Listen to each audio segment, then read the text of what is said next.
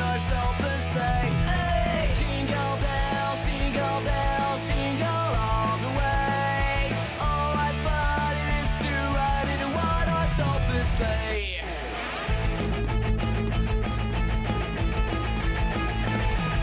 A day or two ago, I thought I'd take a ride. As soon as Fanny Bride was seated by my side, the horse was lean and lank. Misfortune seemed to slide.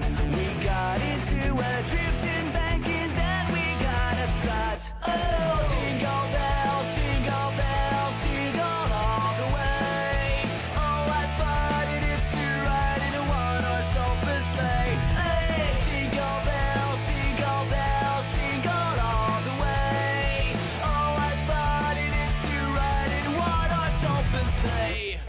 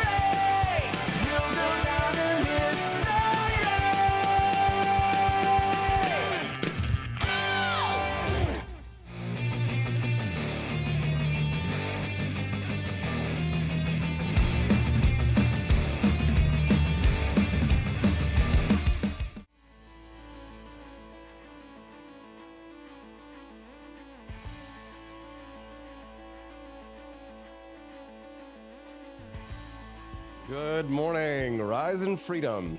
I'm Austin Peterson. You're watching and listening to the Wake Up America show at wakeupAmericaShow.com. How's everybody feeling today? Yes, in the Christmas spirit.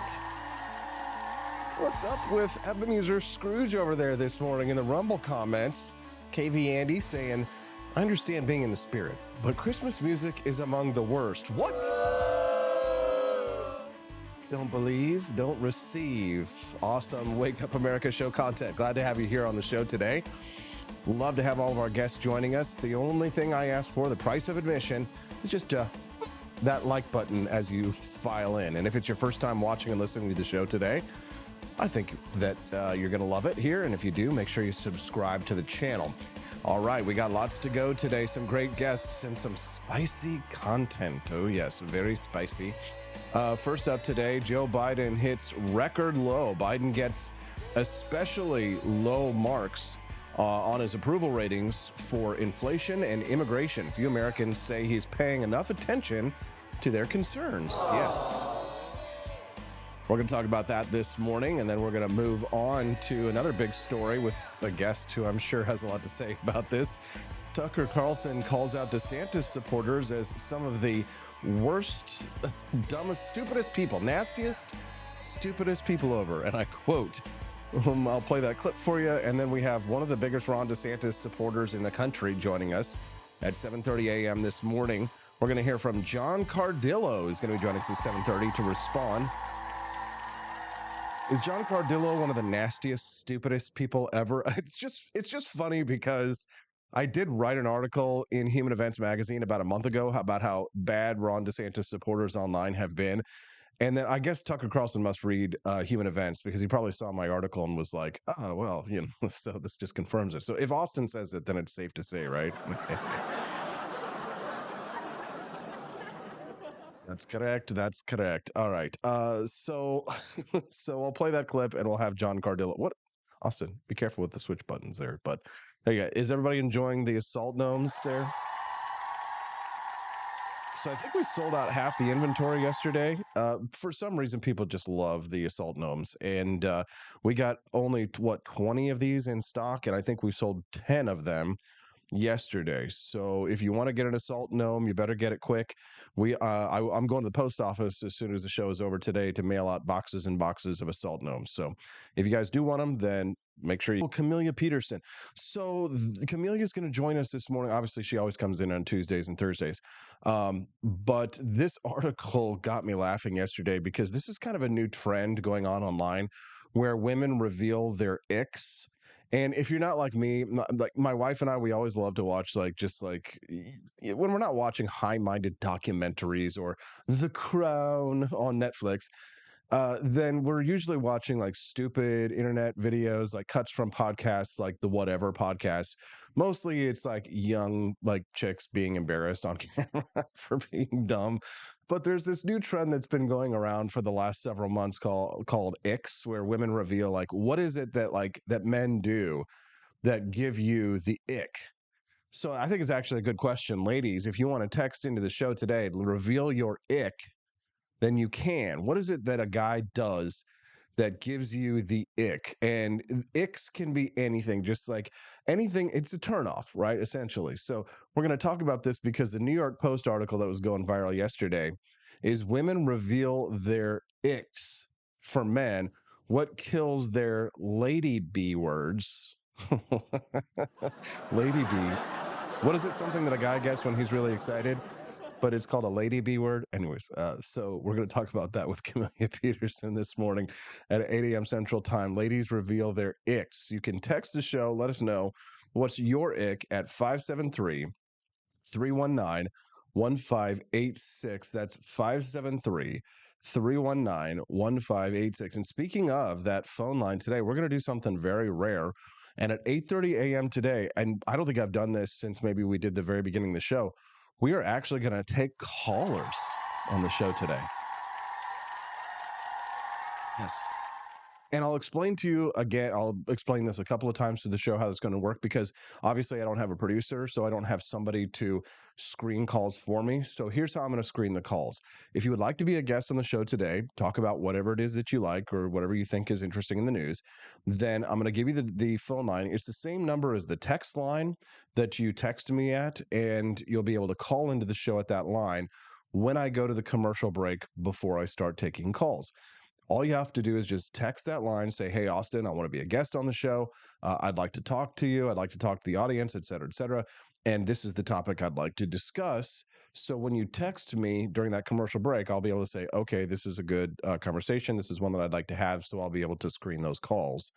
And then you'll just call the show line and I'll be able to get you onto the program and you'll be able to talk to the audience and everybody. You'll be able to be a guest. So the Wake Up America show today, starring you. So write that phone number down or just program it in your phone, right? Who writes things down anymore? I did my handwriting the other day where I made a post on Instagram of my handwriting and it looked terrible. It's because everybody types everything. So text line is the same as the call line. It's 573 573-319-1586. Again, that's 573-319-1586. So you'll text us first, tell us what you want to talk about, and that's going to be at 8:30 a.m. Central today, so about an hour and 20 minutes from now. Whoa, cha-ching, cha-ching, woo, woo. Looks like we got our first sale this morning. Oh, I know who that is. I won't say her name, but congratulations on your very own garden gnome headed your way. An assault garden gnome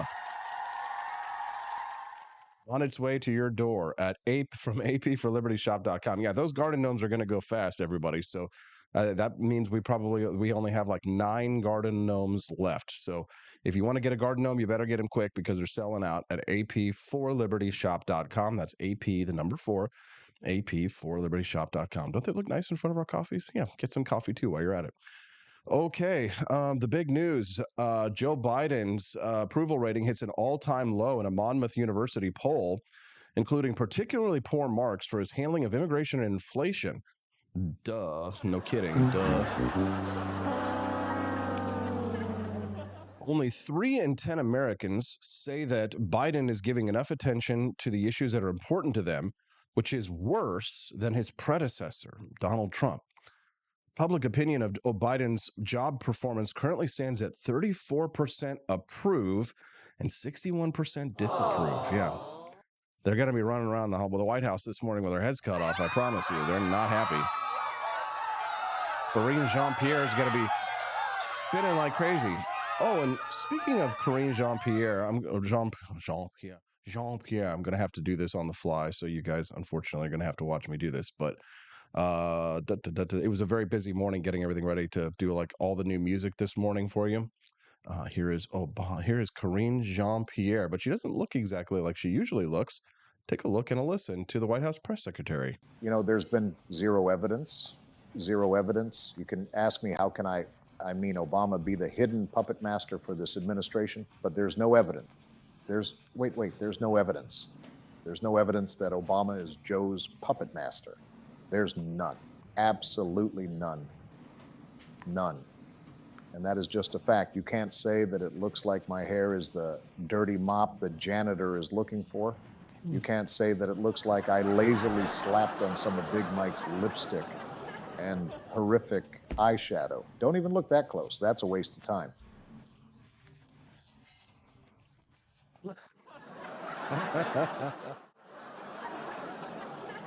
There it is, ladies and gents. So Barack Obama is not Joe Biden's puppet master. That's definitely not why the president of the United States approval rating is so low, because he's been being controlled by outside forces like Karine Jean-Pierre. Did you guys see that? Did you like it? Where else are you going to see and like content like this? So make sure you click like and subscribe to the Wake Up America show and come back and join us here every Monday through Friday from 7 to 9 a.m. Central Time. Let's continue here. So Biden stands at 34% approve and 61% disapprove. This is, to me, the ultimate white pill. I wrote an article that was published in Human Events just this week that I highly recommend that you read. I posted it to the top of my Twitter timeline, but it's really about, Alex Jones and the state of the media, or the ultimate white pill is what I call it. That's the title of the piece, that Alex Jones's reinstatement on X is the ultimate white pill. And here's what I had to say about this, because it feels like, to me, that we are winning not only the cultural war, not only the digital war, not only the informational war, but in many ways, if the election were held today, I believe that Donald Trump would be reinstated as president of the United States. Some of you be excited. Some of you might be.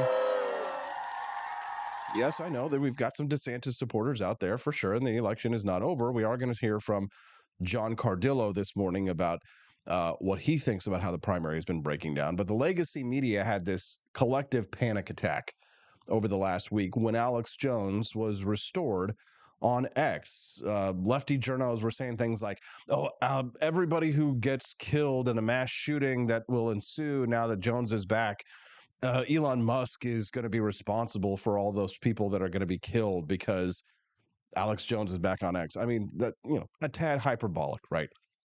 Sam Harris, who's just been on a downward spiral for a long time, but especially since COVID-19, he came out and said that people, he was complaining that people were actually allowed to vote on it because Elon Musk actually conducted a poll on X He posted it Vox Populi, Vox Dei, right? The voice of people is the voice of God. Asking the question of whether or not Alex Jones should be reinstated on X. And Sam Harris was mad that Elon Musk allowed people to vote on it. So much for the left's love of democracy, right? But you got to understand the corporatist and the leftist media have had a really difficult year this year, right? There have been layoffs in the thousands with many major publications. Gawker officially shut down in February. BuzzFeed axed their staff in April. Condé Nast trimmed their payrolls in New York. They laid off hundreds of employees. NPR is downsizing by 10%.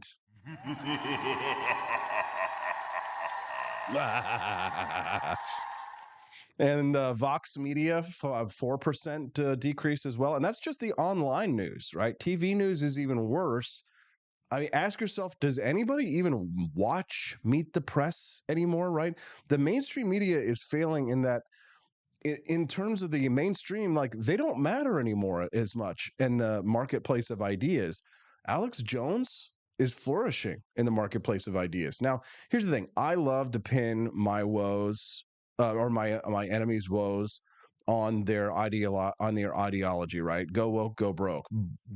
And I think that is partially true. But that's not the full picture here. That's not the entire picture of what's going on. Because if you look at Vice's bankruptcy, for example, Gavin McInnes did a really good video that I linked to in the Human Events piece, where he argues that Vice's failure has less to do with wokeness and more to do with the fact that they can't run the books, right? And why is this surprising? Because if you think about it, the left is notoriously anti-business. They don't take business talk seriously, right? So look at what happened to the Washington Post. They had a union strike the other day for one day. They had a one-day work stoppage, right, to try and get better deals. But the one thing that none of them acknowledged was that these better deals have to be funded. The money has to actually come from somewhere. And if you don't know, the Washington Post, they hemorrhage cash. They are losing cash like crazy. Of course, Jeff Bezos is a billionaire and he can bail them out indefinitely, but that's not a real business model, right? Jeff Bezos is not Santa Claus. Now, he might be using the Washington Post for ulterior motives, and a lot of people who are billionaires and millionaires run newspapers knowing that they're losing money just because they want to have their opinions heard out there. They're willing to pay for PR, which is what the Washington Post essentially can be, right? But I still think that Jeff Bezos wants the newspaper to make money.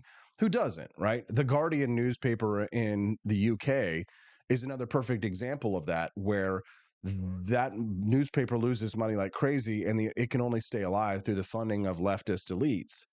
But Alex Jones, here's the thing. He understands the media game completely, right? Where the Washington Post, Jeff Bezos and all these guys, the people who are running these news outlets, the legacy news, as a lot of people call it, they aren't making money. They don't understand the game and how to make a profit while doing the news, right? Alex Jones understands the game.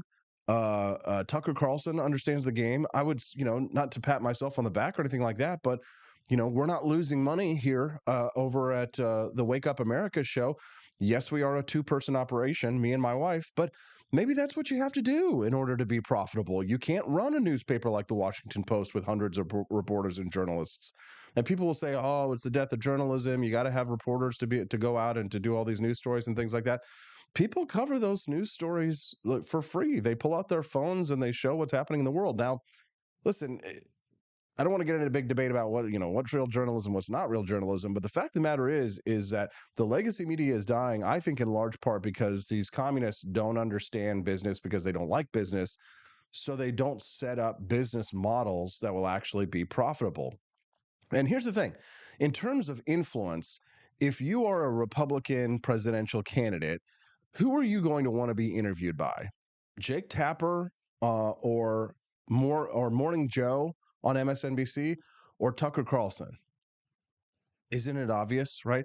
Ever since Amazon's web servers yanked the rug out from Parler, that conservative social media platform, conservatives have been frantically building their own infrastructures, right? Elon Musk taking over Twitter, this was kind of a big bonus for the right. But this is a bonus win in a fight that we are starting to actually win, right? We are starting to see the tide turning in our direction, right? The next big fight we're going to have is going to be legal fights, lawfare fights, right? But some of this is going to be, hinge on Elon Musk's gambit that will see him turn X into a profitable platform.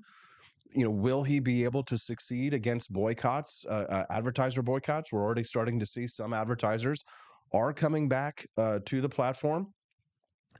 Or is it going to be like Jeff Bezos, where Elon Musk is just throwing cash after X, trying to get the social platform to try and make money? And will it be another fruitless venture? That is going to be a big question and a turning point in whether or not the next decade we'll be able to see X thrive as a real free speech platform. And certainly I hope that it does. But think about, for example, rumble.com, where we're broadcasting this show right now. They have steadily been building themselves up as an alternative to the ban happy YouTube, and apps like Public Square, which I almost feel like I don't want to give away my secret here. This has been such a huge game changer for Stephanie and my business, right? Is Public Square. I mean, thousands of people who are unable to advertise on other outlets are actually able to advertise on Public Square. My own patriotic merchandise shop, apforlibertyshop.com, we actually see, because these little gnomes have guns, I can't advertise them on Facebook. I can't advertise them on Google. There are a lot of places like, Meta, Instagram, or what have you. They're not going to allow me to advertise these little dudes, right? But Public Square does allow me to advertise them. And our merchandise business, as Public Square, which went, quote unquote public, recently on the is publicly traded, they have actually, as their tides have risen, our boats, me and Stephanie's little shop, AP for Liberty shop, has been benefiting from it. As a matter of fact, we're starting to get to where like half of our sales a day, and we usually get like maybe 4 or 5 sales a day. If we get 5 sales a day, that for us is like, that's our goal every day, to try to get 5 sales. But like 2 or 3 of those sales a day will typically come from Public Square, which is amazing for us, because otherwise we'd be kind of struggling to try and get that goal of 5 sales a day. Public Square is a conservative marketplace that's a competitor to Amazon, where you can actually sell patriotic products and advertise things like my little assault garden gnomes, funny things like this. But our personal fortunes have shifted because of what's happening with conservatives setting up their own marketplaces and their own infrastructure. I mean, this is real life-changing power. I'm giving you a white pill right now. That's what this is. If you're just tuning into the Wake Up America show, good morning. I'm your host, Austin Peterson. We're glad and thankful to have you here on the Wake Up America show. 10 years ago, conservatives and libertarians were losing on nearly every front: digital, informational, political, legal, cultural. But now the tides have turned. Companies' investors are backing off their ESG initiatives to the tune of $14 billion. Roe versus Wade has been overturned. The Daily Wire is making counter-leftist cultural films and documentaries. I hope to get there one day.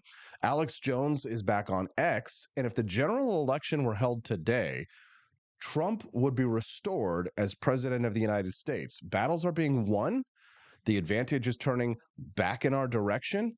And all we have to do is avoid snatching defeat from the jaws of victory, right? The election is less than 1 year from today. How are we feeling today, guys? Are we feeling based and white-pilled? I certainly hope so. Do me a favor, if you're enjoying the content that you're watching this morning, will you click like on the stream? I really appreciate that. And of course, if you're enjoying the content that you're hearing this morning, we stream this show live every Monday through Friday from 7 to 9 a.m. Central Time. So make sure that you come back and join us here on the show and click subscribe.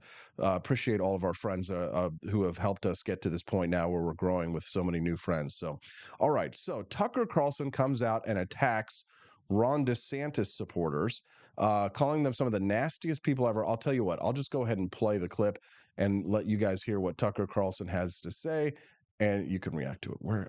Austin, did you not queue up that clip? Don't be such a moron next time. Hold on. I do have it somewhere here. Hold on.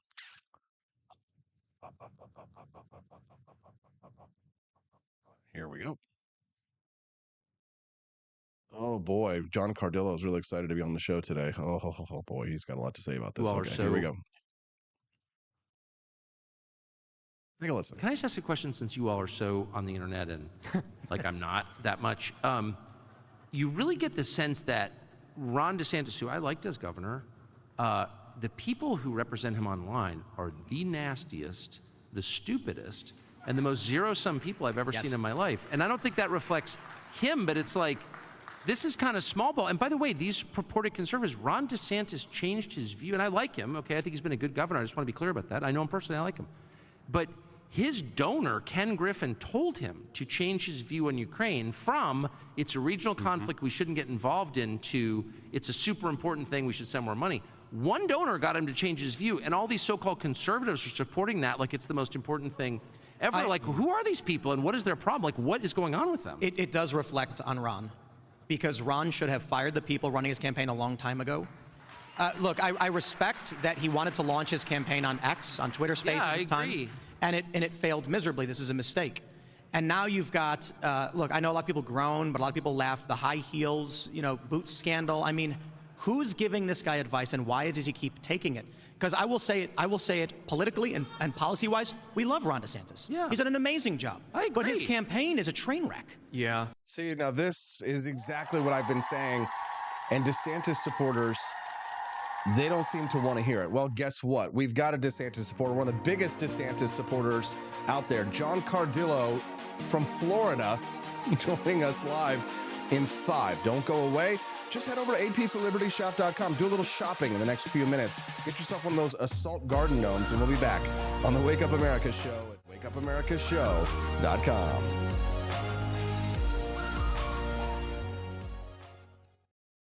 Goose Lodge in Jamestown, Kansas, your home away from home. Choose the comfort and privacy of our individual rooms, each equipped with its very own locking door and ensuite facilities. Or bring the whole family and make memories in our communal space. Snuggle up on our plush recliners or share a meal around the dining table that comfortably seats 8. Our kitchen is armed with everything you need, from a microwave to a full-size fridge. For a bird's eye view, book the Eagle's Nest. Enjoy the privacy, storage space, and its very own toilet and shower.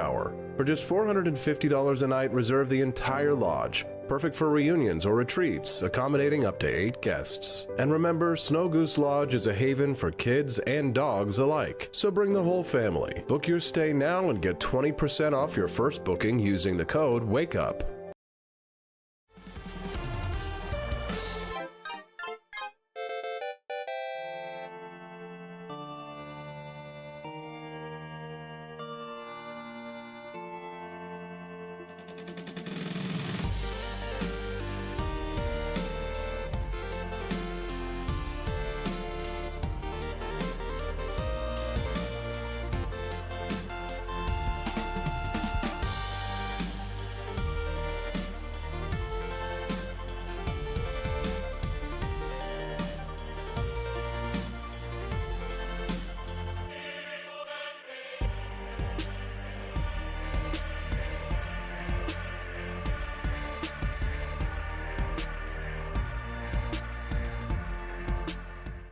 It was 1946. A battle was fought, not overseas, but right here on American soil. The Battle of Athens, an intense struggle against election fraud and for the rights promised by our founding fathers. Driven by the Second Amendment, ordinary citizens stood tall and fought back. Help us expose this momentous battle of integrity and bravery. Your support can make a difference. Visit givesendgo.com/bleedamerican and pledge your support, because we believe in the power of truth, the strength of unity, and the spirit of we the people. Let us not forget, we bleed American.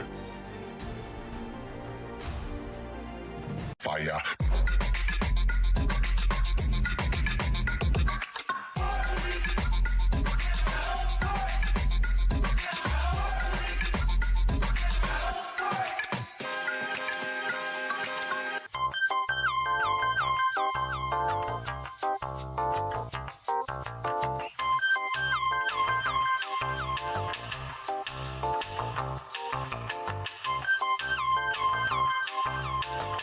Hello, this is Barack Obama, and let me tell you why Austin Peterson stinks, and you should never pay attention to anything that he has to say.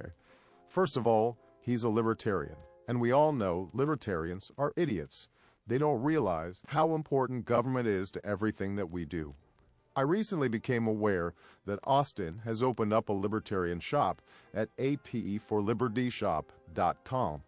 Now, I'm asking you as a personal favor to me that you never ever visit apeforlibertyshop.com. With all of the great Liberty merchandise there, the last thing that we need to do is to get people spreading this message around the country, because then they might start thinking that they don't need government. And that's the last thing that good Democrats like us want. So if you love democracy, like me, and hate freedom, then don't visit AP for Liberty Shop. Like I said, whatever you do, do not visit aporlibertyshop.com.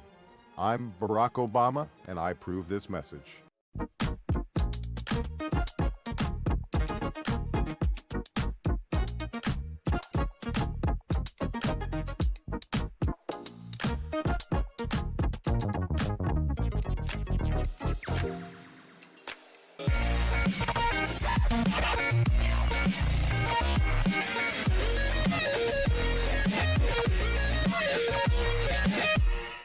When I was in foster care, I never knew when I would have to move, so I always had my suitcase ready to go.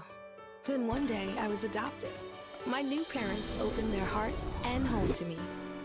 My parents cook my favorite breakfast for me every morning. My parents take me on trips I never thought I would go on.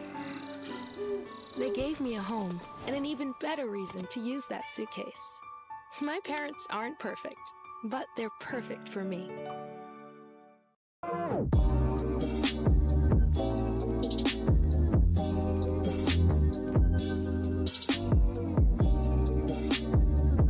I would remind you that extremism in the defense of liberty is no vice. It is better to settle these matters in the courts than on the streets, and new laws are needed at every level. But law alone cannot make men see right.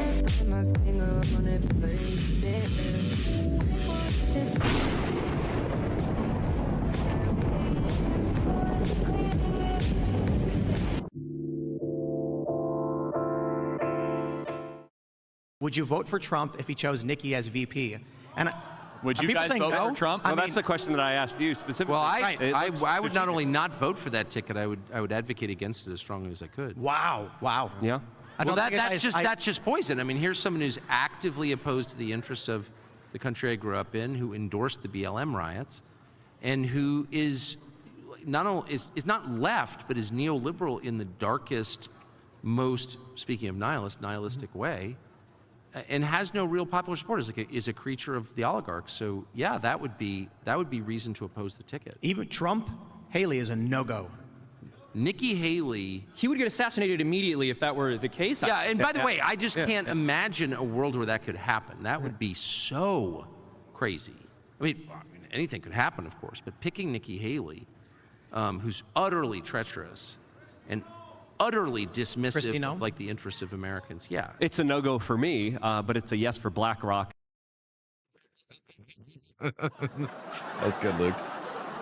Good morning. Rise and freedom. I'm Austin Peterson. You're watching and listening to the Wake Up America show at wakeupamericashow.com. We're still waiting for John Cardillo. Looks like he's hanging out in the waiting room right now. Let me go grab him and get him on here. I'll be right back.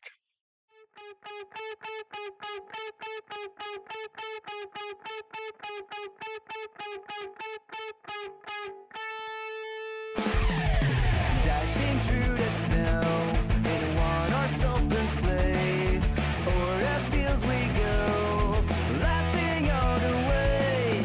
Bells and bobtail ring, making spirit bright. Can I just ask a question, since you all are so on the internet and like I'm not that much? You really get the sense that Ron DeSantis, who I liked as governor, the people who represent him online are the nastiest, the stupidest, and the most zero-sum people I've ever seen in my life. And I don't think that reflects him, but it's nastiest, the stupidest, the most zero-sum people he's ever met in his life. Tucker Carlson is talking about my next guest, John Cardillo, former NYPD. He is joining us live right now from the great state of Florida. He's a big DeSantis supporter. Good morning, John. How are you, sir? Merry Christmas. Hey, Austin, Merry Christmas. How are you, my friend? All right. Are you one of the nastiest, most disgusting people out there, John? I guess Tucker Carlson thinks so. How do you respond to that? I guess so. I guess Tucker has never met Laura Loomer, Roger Stone, Alex Bruzwitz, Brendan Dilley, all these people who dox moms whose husbands are deployed because these moms had the audacity to support a candidate other than Trump. Look, I like Tucker. I think he turns out a good product, and I get what he's doing, right? He's picked a side. He should be honest about it. Tucker's also the same guy who refuses to ask Trump a question about Fauci, about saying in January of this year that his vaccine saved 100 million lives and is perfectly safe. Tucker's never asked Trump a single word, a single question about Trump being honored to have the support of Black Lives Matter, an organization whose mantras are, what do we want? Dead cops. When do we want them now? And pigs in a blanket, fry them like bacon. So I get what Tucker's doing, right? He's launching a new media platform. He knows the Trump base, that mega MAGA base, the Magadonians that they call themselves, are the people most likely to pay him $72 a year. And if 1 million of those people pay him $72 a year, well, it's pretty lucrative, right, Austin? So I get what Tucker's doing, and it's purely a business decision because his leaked emails said something very different about Donald Trump. His leaked emails talked about how much he hated Trump and how much he despised Trump. So to me, this is purely a business decision, a marketing decision. And if you're going to look at it by the numbers, a smart one. Yeah, no, I'm not going to lie, John. Obviously I work in the media industry as well. I run my own podcast. I have my own merchandise shop. And when Ron DeSantis launched his campaign, I created a few products for him. I created, a nice shirt, 2 or 3 shirts for him. Some were like copies of some memes that had gone around and people, were like, generally they were interested. But I also have Trump merchandise. And, frankly, there's a lot more of it out there. And people buy a lot more Trump merchandise. I think we said maybe. Absolutely, hands down. So I get why he's doing what he's doing. But here's the thing, like that's indicative of the difference between a movement and just a political personality. See, one of the problems I think that Ron DeSantis has yet to overcome is the fact that Donald Trump is such a celebrity and he's fun and he's funny, and Ron DeSantis has really come off as kind of awkward and stilted, and the campaign just sort of faltered out of the gate, and it hasn't really been able to pick up the kind of steam that you would have expected. I want to see people run on their records and what it is that they've done, but that's how I vote. I'm not normal, right? Normal people vote for who looks cool next to Kid Rock at the UFC fight. Am I wrong? Yeah. No, look, I think you're 100% right. I've said this, many of us who know the governor, know Ron, we gave our criticisms, our critiques to him directly. We weren't happy with some people they had brought onto the team. There were a lot of Ted Cruz people. Many of us weren't happy about that because we didn't think that they could fight not just Trump, but that they could understand the tenor of the base, right? And I think we've been proven right on that. There's been a purge recently, another purge. But to your initial point in that last comment, Trump is larger than life. So a lot of the country isn't ready to move on from Trump, and there's a reason for that. They're not, like you just correctly said, you and I. We'll look at the issues. We personally know a lot of these people. We've been exposed to them. We've been in their orbit. We've been around them. They haven't. They're living their lives, man. They're working their jobs. They're getting their kids to soccer practice. I had lunch with a buddy of mine yesterday, a very successful, he's an attorney, a tax attorney, and a CPA. And he's a conservative guy, but he comes to me for his political info. Why? He's running a ridiculously busy practice. He has 3 sons. They're all athletes. Every single day is consumed with work or family. The guy doesn't have 5 extra seconds to sit down and look at politics. And when he does have a few extra minutes, he grabs lunch with a buddy, right? Just try to decompress a little bit. And the last thing he wants to talk about are deep political insights. That's the majority of Americans that aren't super wonky. That's how they live their lives. So they're looking at face value, what Trump says. They're not digging into what he did. They're not understanding the nuances of his personnel disasters and Ron DeSantis' successes in Florida, because maybe they live in Iowa, maybe they live in Colorado, they live in Arizona. So they're not exposed to quality of life in Florida. But I do agree with you. I think it's very difficult to overcome. The other factor is a simpler one. Trump is a former sitting United States president with 100% name recognition, and he had that coming in to the race against Hillary Clinton. And so I think it's a mountain to overcome for any candidate. I just wish more people looked at the numbers, because DeSantis is really the only guy that can start digging us out of this mess. If you're just tuning in to the Wake Up America show, good morning. I'm Austin Peterson. I'm speaking to former NYPD John Cardillo. He's a big backer of the Ron DeSantis campaign. We were reacting to comments made by Tucker Carlson that the supporters online are some of the nastiest people we've ever met. I do want to talk about that, but before I do, I'm working on a piece this week for Human Events about what's happening with the DeSantis campaign, John. And I have my own political point of view on this one, and I agree with Tucker when he says that he thinks that Ron DeSantis is one of the best governors that we have. I completely agree with that. But I think Tucker's right about what DeSantis supporters have turned into. You can point at Laura Loomer and all those guys, the Trump campaign, Alex Bruzewitz and Roger Stone and others, and say, Austin, here's where I'm almost done. And say that's true, but DeSantis supporters are supposed to rise above that. You're supposed to be, if you're going to point fingers at that, you got to be better than that. DeSantis supporters online are just like so petty. Like there's some guy out there who like tags me in every post. Oh, DeSantis supporters are so mean. And it's so childish, John. Yeah, but hold on a second. You got to separate people like me, people like you from some random account that can be a bot. That can be anybody. You and I typically agree. You're dead wrong. I'm going to say you're dead wrong. I have been doxxed. My mother has been threatened with death because of things. Alex Bruzewitz, my mother, 75-year-old mom, going to be 76, has been threatened with death. People have driven by my home and sent photos. I have been accused of crimes I didn't commit. I had felonies attributed to me by Brendan Dilley, Alex Bruzewitz, this other idiot, Jose Gomez, goes by Joma GC, because someone 20 years older than me with my name was convicted of these felonies. I had not a single mom, the mom of a deployed veteran, tell me she had to call the police multiple times because these same people published her address online. This is Laura Loomer smears. Roger Stone called Casey DeSantis a CUNT. When have you ever, Austin, seen anyone in DeSantis's inner circle speak that way about Melania Trump? That is absolutely incorrect. Tucker's dead wrong on that. Okay. The prominent supporters, the ones who can be identified, who people know, if you look at Trump's prominent supporters and DeSantis's, Trumps have acted like vile, disgusting savages. No prominent DeSantis supporter. The worst I say is Trump people act like cultists. I've never pushed somebody's address. I've never gone after somebody's family. I have never called somebody a criminal when they didn't commit a crime. Never. It is incomparable. So sure, you want to take random bot accounts that can't be accounted for. You don't even know if they're real. You don't know if it's some random person with 15 anonymous accounts. Sure, if you want to cherry pick those, but I'm talking about identifiable people. Give me just one person of prominence on the DeSantis side who has done anything resembling what Loomer, Stone, Dilley, or Bruzewitz has done to anyone. Give me one, and I'll concede. Okay, but here's the thing. Maybe that's why they're winning, right? Because they're just more. Oh, come on! I don't buy that. Okay, but here's the thing. Okay, all right. Well, but here's the thing. They're winning. They're winning because they're threatening young moms alone while their husbands are. And if that's why they're winning, then we got to purge the whole movement. We got to try to move this country in a different direction. If you're winning an election because you're oh, by the way, Casey DeSantis faked her cancer. That's another favorite of Roger Stone and his cronies. Give me a break.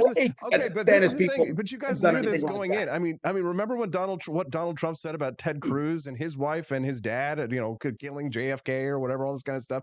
Remember that Barack Obama was born in Kenya. Like, where's the birth certificate? All this stuff. I mean, that's Donald Trump's playbook.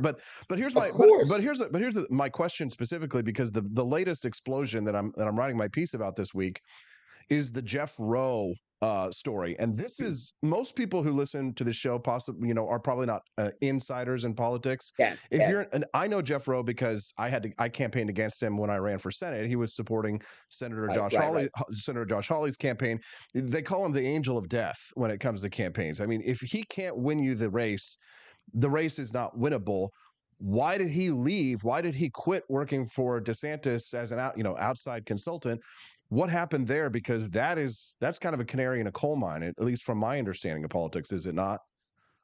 Look, I have no idea. I have my speculations. I haven't spoken to anyone over it, never back down. But I will tell you this, I didn't like their messaging from day one.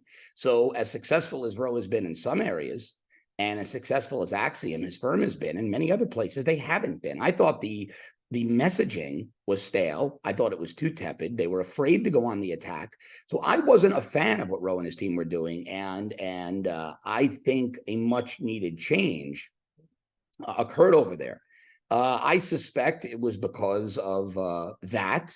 I read something recently, and I've asked some people inside for comment as to the fact that a lot of money was going back to Roe's firm and his handpicked consultants. Have to see if that's true, but it seems to be the case. I know one thing about Ron DeSantis that I can tell you. He is probably the most fiscally responsible politician I've ever met. I mean, his commission structures on his campaign are the trimmest I've ever seen. Whereas on the Trump side, you got these people making ridiculous commissions. You've got Trump out there selling NFTs and pieces of a torn suit. The DeSantis team doesn't do that. They run very efficiently, and they account for every dollar of donor money because they're very cognizant of the individual donor's financial condition under the Biden economy. Trump doesn't care. Trump will go out there and say, give me $4,700 for a worthless NFT and a piece of my old dirty suit, which, by the way, that's not going to be a piece of Trump's suit. They're going to go buy some fabric at a fabric store, cut it up and send it out. You think Donald, I don't know, but I doubt Donald Trump would cut up a $5,000 Brioni suit. The guy won't even give his people who are being persecuted $1 for their legal fees. So but I don't buy that. And listen, it makes sense that you go after Trump, but I'm trying to understand what's happening with the DeSantis campaign. Well, I don't know. I will tell you, a lot of us have expressed concern. I can tell you, I speak to the campaign team, senior people, and I expressed this concern. I had a conversation with one of them at a Christmas party a couple of weeks back, myself and a few other DeSantis influencers, for lack of a better word, well-known media people, and we told them how we feel. We don't like that our advice, because we've been pretty good at this. We've all built pretty big followings, and we know how to be incendiary and fight. They didn't take our advice. They were more inclined to listen to the Jeff Rowe and those types who wanted to run a more traditional campaign without the attacks. You can't do that. I wanted to bring a couple of people to visit who were former Trump campaign people who've migrated away, and that was blocked by some people. I don't really know by whom, but I thought it was preposterous to not have those kinds of defections feeding you intelligence. And so, yeah, mistakes have been made. But again, even if all those things had been done, I'm not sure a vast majority of the Republican base cared about those nuances and was ready to move on from this celebrity presence of Donald Trump. John, Iowa, it's coming up here in just a few months, and I'm curious to see what you think. I'm seeing predictions of DeSantis supporters saying that he's going to pull it out, he's going to win.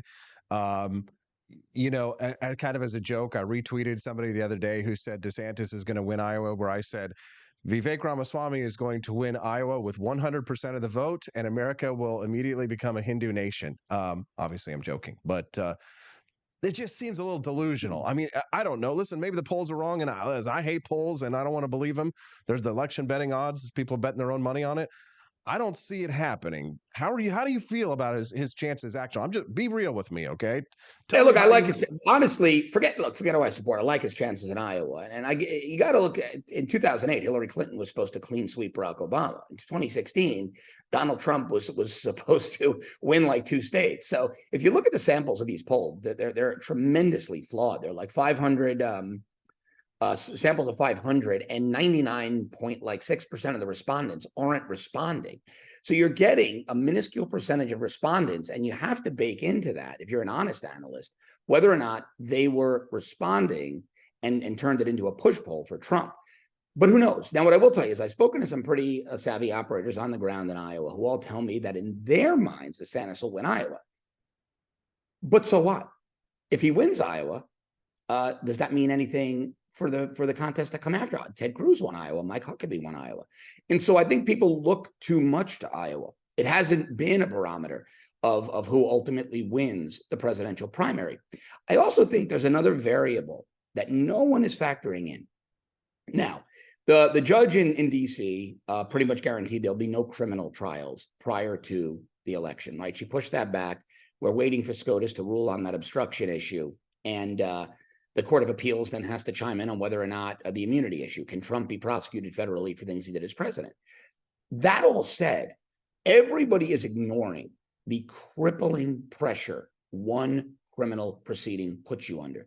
Now, even though they're waiting for these decisions to come down, Trump is going to be prepping with his team, and he's going to have to be subjected to discovery and these interrogatories and all of the things that go into a criminal prosecution.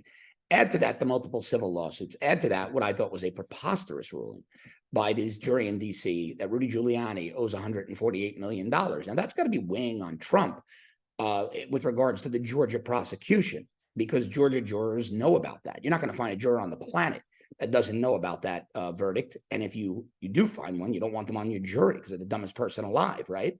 Or they live under a rock. So everybody's taking that variable and ignoring what this type of lawfare. And look, I think Jack Smith should be disbarred. I think these judges should lose their seats on the bench. I cannot support Donald Trump, but also despise what's being done to him, right? That would never be done to a Democrat. Hunter Biden should be in handcuffs. He's not. He's defying congressional subpoenas. But these things take their toll. Trump is nearly 80. I looked at a photo the other day of Donald Trump in 2015, 9 years ago. The man looks 25 years younger than he does today. When you see Trump today without makeup and without his hair done and without good lighting, he does not look healthy. So I think people are underestimating that. And forget DeSantis and every other candidate. When you put Trump and Biden side by side and combine their ages, we're back in the Civil War. That's how old these two guys are combined. We can't do better in a nation of 330 million. Look, I despise Gavin Newsom. I thought he got his ass kicked in that debate with DeSantis, but at least we saw two young, healthy guys on stage, right? I mean, we can have that. But as a country, we're stuck on these octogenarians or nearly octogenarians. The boomers just won't let go, John. The boomers will not let go. I know. John, I see a lot of DeSantis supporters online saying that if DeSantis is not the candidate, they are not going to vote for Trump in the general election. Are you there? Well, I also see Trump supporters saying the same thing. Let me say this. I wasn't fully there. I'm not sure. And it has nothing whatsoever to do with Ron DeSantis. I had tweeted out about a month and a half, 2 months ago, I don't care who ultimately wins, I'm voting for the Republican. Man, Nikki Haley, maybe not. I don't know. But if it was Trump, I would have backed him and voted for him and stood online as long as I did if I didn't early vote in 2016 and 2020. When Donald Trump embraced Black Lives Matter and said he was honored by their support, it turned me. And it turned me because, like you noted in the opening, I was NYPD. Black Lives Matter laughed at and mocked cops I knew who were killed. One 20-something years old shot in the head, not even a year out of the academy. Donald Trump should be ashamed of himself. So no, it wasn't, oh, he's converting new voters and he's bringing people over to the aisle. No. There are lines you don't cross. They are a domestic terror group that want whites, police, the wealthy, the upper middle class dead so they can take their money and splurge on estates and mansions all over Los Angeles. It was an absolute disgrace that he embraced them. And some of us have lines, and I don't even know if I'll vote for him after that. I would have voted for Donald Trump had he not done that. I would have absolutely voted for Donald Trump had he not embraced a domestic terror cop killing organization. But I live in Florida. The Republican nominee is going to win anyway, so I'm free to sit out if it assuages my conscience. What I can't do is support that. I cannot support that. I can't support a guy that jailbroke a bunch of violent criminals that are out there raping, robbing, murdering, and wholesale drug trafficking, which is exactly what he did. I backed the First Step Act because I was told by people very close to Trump, this is about white-collar, non-violent offenders or non-violent drug offenders. The poor dumb kid at 20 who had a pound of weed, sold it to his buddy, and is sitting in federal prison. That was a lie. That was a lie. MS-13 gangbangers, traffickers, 1%er biker gang enforcer murderers. These are the people that are being let out, and we see it there, killing again. So I'm a law and order guy. That's an issue that I do care about. Because I see what happens to if you don't have law and order, you don't have commerce, you don't have an economy, you have nothing. You don't have a stable political process. So I don't know at this point. If he keeps going down this path and making this hard left turn and going further left, I don't know. No, Nikki Haley? Nah, never. I mean, I don't vote for Democrats. Why would I vote for her? I said to somebody today, I don't vote for Democrats. That's why I don't know if I can. Look, think about, let's just, $8 trillion in additional debt, elevating Fauci, praising the jab, releasing violent felons from prison early, hosting Bruce Jenner in drag at Mar-a-Lago every other week, opposing the North Carolina transgender bathroom bill. He wants grown men to be in a urinal next to in a bathroom next to little girls. The question he was asked, can a man become a woman? He couldn't answer. He stuttered. embracing BLM. If I listed these positions blindly and said Democrat or Republican, 100% of those soccer moms and dads who don't pay attention would put a big red Democrat or big blue Democrat stamp on that. So I don't know if I can vote for a Democrat. I don't know. Robert F. Kennedy Jr.? Never. Eco terrorist and a gun grabber. No thanks. This is such good stuff. John, is there anything that you think that we have missed here, or any message that you'd like to share with our listeners before we wrap this up? So Trump's newest one is he wants Chip Roy ousted from Congress. Unfortunately, he was a couple of months too late because the filing deadline to primary Chip Roy is long past. He called Chip Roy a rhino. In 2022, Chip Roy had a perfect 0 score in terms of voting for Biden's agenda. 0. Everything Biden floated to Congress, Chip Roy voted against. Donald Trump called him a rhino. Why? Because Chip Roy will not worship at his altar. And I'm about my nation, Austin, not about one angry guy. Yeah, it's like when he came after Thomas Massey. I'm like, you can't come after my boy. You can't come after my boy, Donald. All right. So where can people find you online, John? What are you working on these days? What would you like to plug? I've taken a little break from hosting. I've been asked to do it. But I do hits on many other people's shows. I do Dave Rubin's show quite a bit. His digital show. I do your show. Some others, but the best place to go is just go to Twitter at John Cardillo. Hey, John, thanks for getting up early. Thanks for humoring me in this discussion. Best of luck to you out there. And let's revisit this again after the new year. Merry Christmas to you. Merry Christmas. Always a good time with you, Austin. Take care. That's John Cardillo. I always appreciate him and thank him for being so generous with his time. What do you guys think of John Cardillo? Send us a text at 573 319-1586. Again, the text lines are open. Send us in a text. Let us know what you think about the show. Is there any topic that you think that we've missed? At 573-319-1586. Again, 573-319-1586 is the text line. There's been zero evidence. Zero evidence. You can ask me, how can Obama be the hidden puppet master for this administration? But there's no evidence.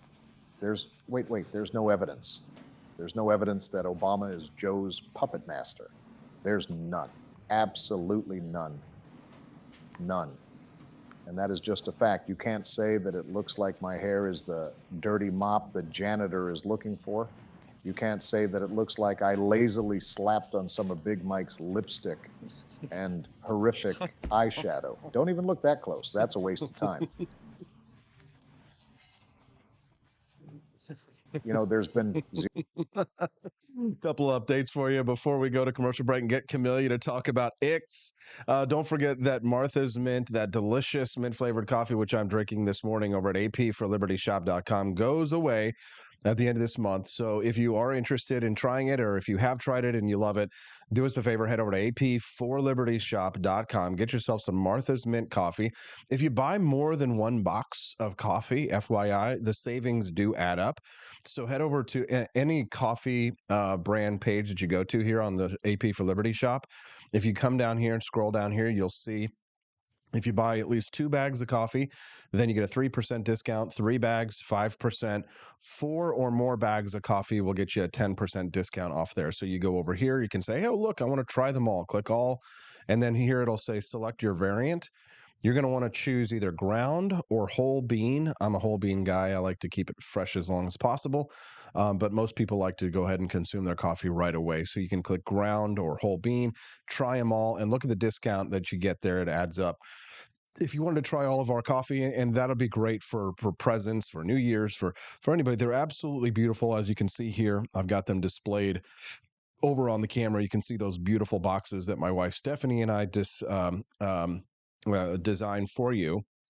You can get those at apforlibertyshop.com. That's AP, the number 4, apforlibertyshop.com. Ers Mommy says she's ordered 2. She hasn't received them yet, though.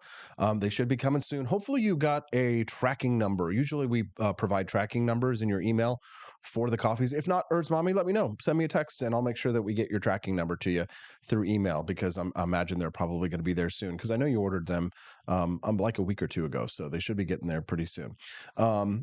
Yeah, so get yourself some Martha's Mint before it goes away. Again, at apforlibertyshop.com. That's AP, the number 4, apforlibertyshop.com. These gnomes, man, these assault gnomes, people friggin' love them.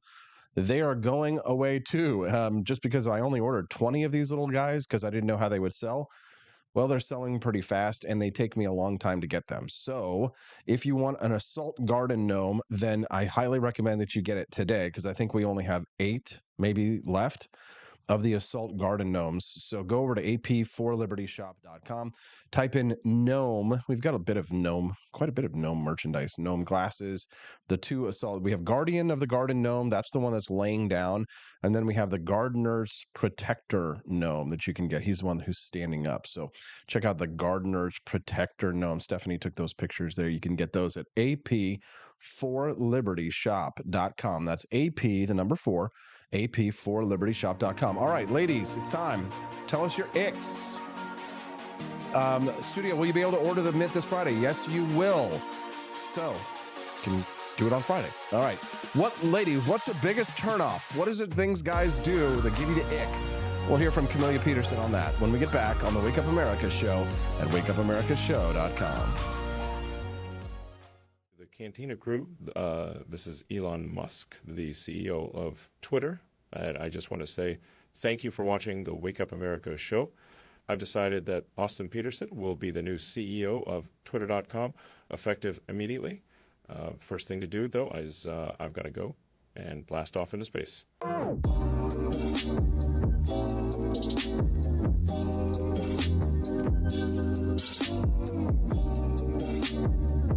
If there wasn't going to be somebody who was a fiery champion of liberty, somebody who would get out there and who would be aggressive, and if they wouldn't do it with more fire or passion than I had, then I would go and I would fight this battle for us. I've fought for the principles that we all share. Parties tend to be secondary to me. We're here because we believe in the principles of liberty. I am not a perfect messenger, but I think I'm a damn good one. This is a replica of our first president's flintlock pistol. You have my full support, my respect, and my gun.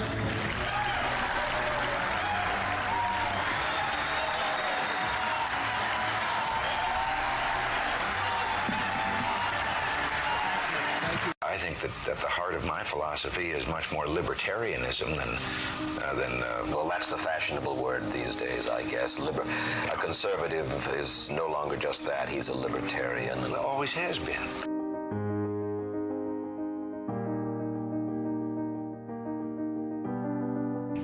Yet any time you and I question the schemes of the do-gooders, we're denounced as being against their humanitarian goals. They say we're always against things, we're never for anything.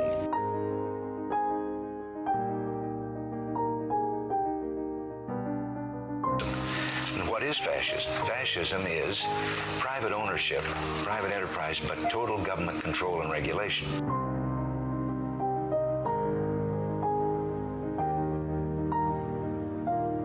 Well, the trouble with our liberal friends is not that they're ignorant. It's just that they know so much that isn't so.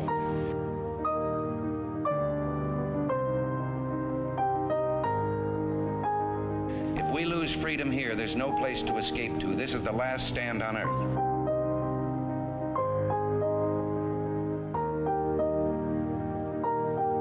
This is the issue of this election. Whether we believe in our capacity for self-government or whether we abandon the American Revolution and confess that a little intellectual elite in a far distant capital can plan our lives for us better than we can plan them ourselves.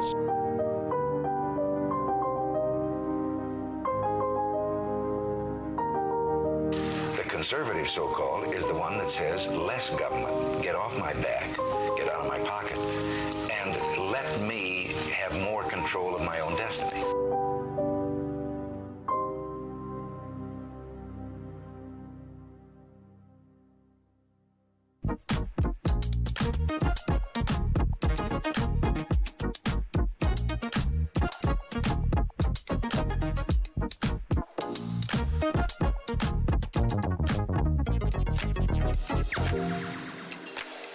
What would happen if I had to pick up the phone, call 911 for one of my family members or one of my neighbors? What would I do if no one was on the other end to respond? What if there was no 911? you can be a part of the solution. Anybody can be a firefighter. Male, female, younger, older. We have school teachers.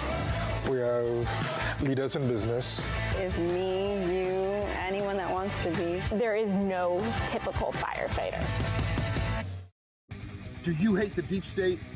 Do you reject the Antichrist in all his ways? Do you believe that aliens controlled LBJ to assassinate John F. Kennedy? Did you know that the shot can put chemicals in you that will make you more sensitive to 5G? Do you love America? Do you want more freedom? Do you like smoking hot redheaded libertarians? Then the AP for Liberty shop is for you! Check out all the awesome new merch and have a happy new year! Fight the deep state, reject the Antichrist! Visit AP for Liberty shop and get your patriotic merchandise now, or the deep state wins!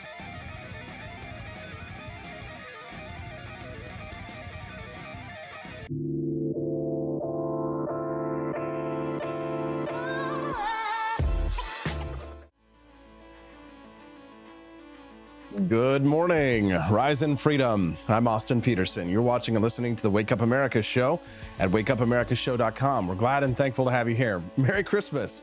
Hope you're having a wonderful holiday season. And if you are a big supporter of the Wake Up America show already, you should have received your Christmas card by now. And if you haven't, just let us know, because I know Floby Tenderson last week was feeling sad because he didn't get his. Well, we made sure that happened. So if you are a monthly supporter of a 1776 or higher level and you haven't got your Christmas card yet, it's okay. Hit me up. Send me a text, 573-319-1586. Let us know, because we do have some extra Christmas cards. We want to make sure everybody who's a big supporter gets one. All right, let's get this show on the road. Ick.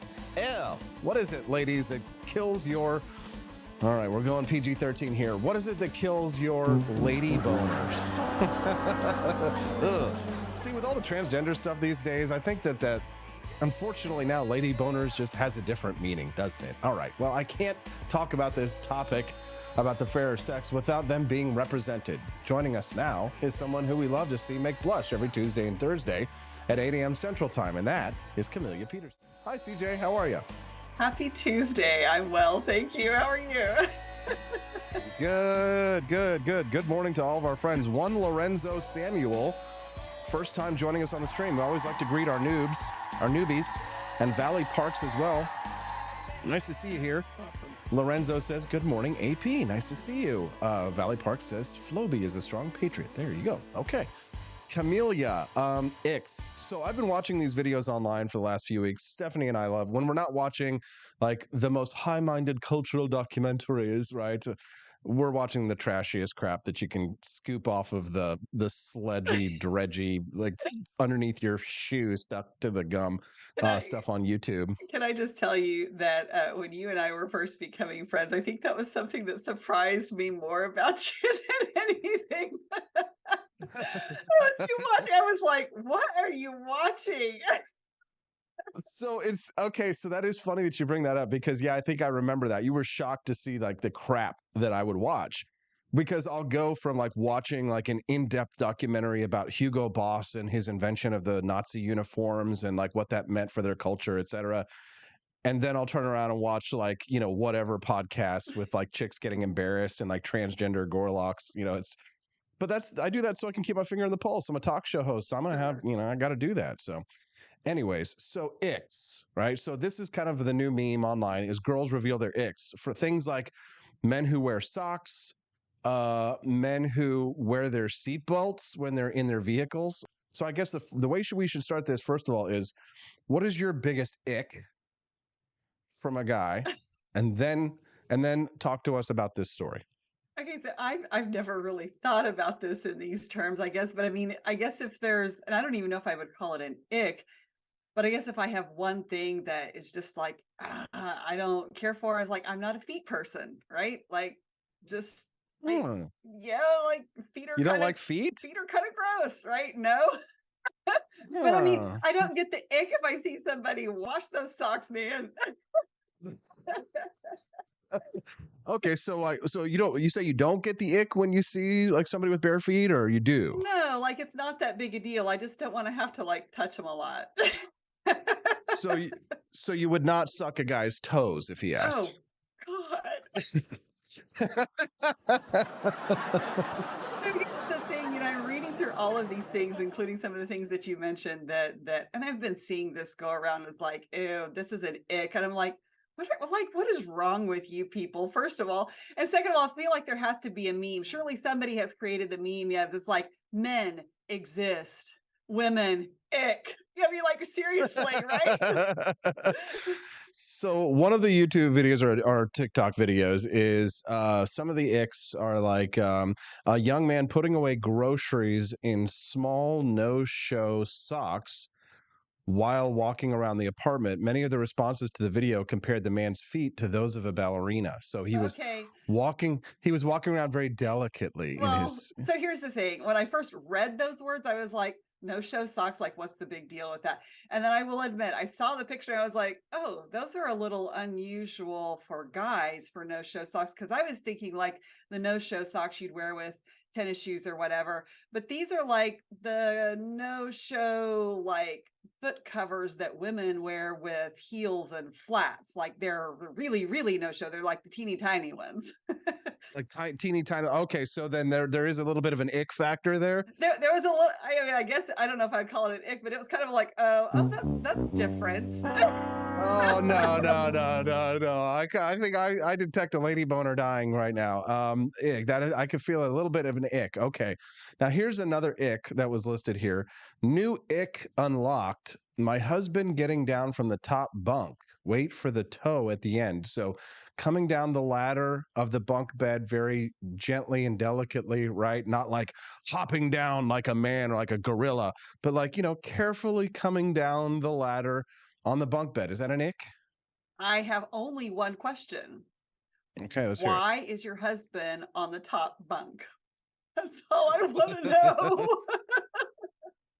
Like, I guess that's a good question. If is the top bunk an ick, but like the bottom bunk is not an ick? I don't know. I just want to know why there's bunk beds at all. Is this like throwback to the 50s and we're instead of doing two beds, in the room, we're just doing bunk beds? Now what?